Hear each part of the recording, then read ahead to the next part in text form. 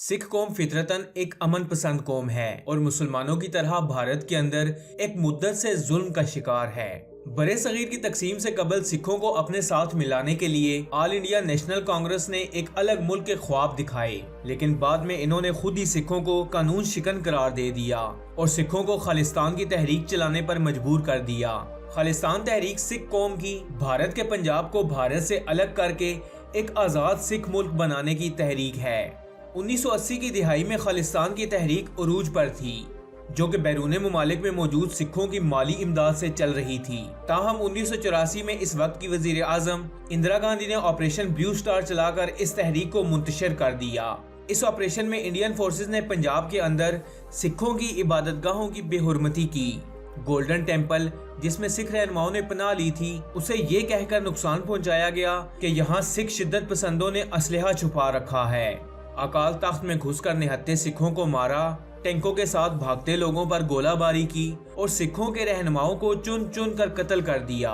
इसके बाद दिल्ली के अंदर मौजूद सिखों का सरेआम कत्ल किया गया, हत्ता के बच्चों और बूढ़ों को भी मार डाला गया और आर्मी के जोर पर इस तहरीक को दबा दिया गया। अब खालिस्तान की तहरीक कुछ हद तक दब चुकी थी, लेकिन सिखों के अंदर गमो गुस्सा किसी सूरत भी कम न हुआ था। इस वाक़ये के ठीक 4 महीने बाद 31 अक्टूबर 1984 को इंदिरा गांधी को कत्ल कर दिया गया। सिखों के मुकद्दस मकामात की बेहुरमती, औरतों और बच्चों का सरेआम कत्ल इंदिरा गांधी की मौत का सबब बना और इंदिरा गांधी को इसी के सिख मुहावजों ने कत्ल किया। इंदिरा गांधी के कत्ल के बाद पूरे भारत में सिख मुखालिफ मुजाहरे शुरू हो गए और हुकूमती आदादोशुमार के मुताबिक 4 दिन होने वाले इन पुरतशद्दुद मुजाहरों में 2700 सिख लोगों को कत्ल कर दिया गया।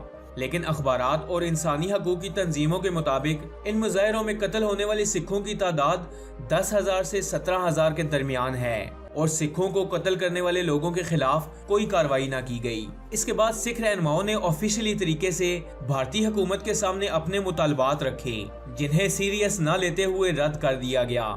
एक अरसे तक सिखों पर मुश्तमिल रियासत मशरकी पंजाब में सूरत हाल पुरअमन थी और खालिस्तान तहरीक कमजोर पड़ गई थी। ताहम अब इसी साल मशरकी पाकिस्तान में अमनो अमान की सूरत हाल दोबारा बिगड़ गई है और तहरीक खालिस्तान ने दोबारा सर उठा लिया है। 2019 में सिखों की तरफ से खालिस्तान बनाने के लिए रेफरेंडम करवाने की तजवीज पेश की गई, जिसे भारत ने मुस्तरद कर दिया, लेकिन सिख कम्युनिटी रेफरेंडम पर डट गई और अक्टूबर 2020 में रेफरेंडम करवाने का ऐलान किया। ये रेफरेंडम अमेरिका, कनाडा, स्कॉटलैंड और दीगर यूरोप ममालिक में किया जाना था, लेकिन ये एक वबाई मर्ज के पेश नजर न करवाया जा सका।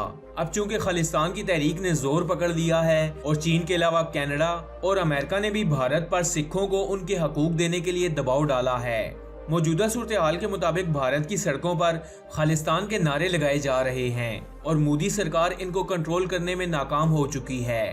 भारत ने कश्मीर के निहत्थे मुसलमानों पर जुल्म करके कश्मीर को मकबूजा इलाका तो बना लिया, लेकिन खालिस्तान की तहरीक को दबाना इसके लिए नामुमकिन नजर आ रहा है। दोस्तों, मैं उम्मीद करता हूँ कि आपको इस वीडियो से बहुत कुछ जानने को मिला होगा।